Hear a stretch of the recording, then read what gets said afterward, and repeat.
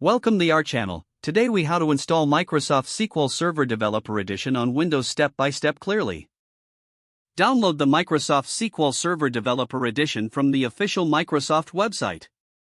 Once the download is complete, locate the installer in your Downloads folder. Double-click the installer to begin the installation process.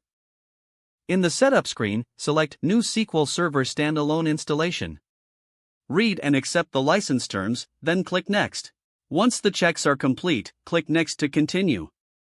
In the Feature Selection section, choose the features you want to install.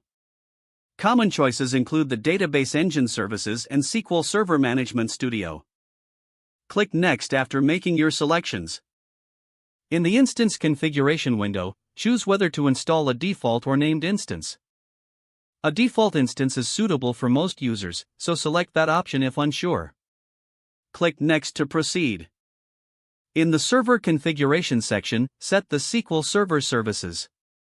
You can leave the default settings or adjust them based on your requirements. Click Next to continue. In the Database Engine Configuration screen, choose the Authentication mode. You can select Windows Authentication or Mixed Mode, which allows SQL Server authentication. If you choose Mixed Mode, create a password for the SQL Server System Administrator account.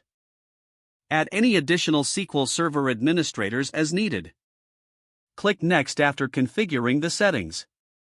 In the final configuration screen, review your choices and click Install to begin the installation.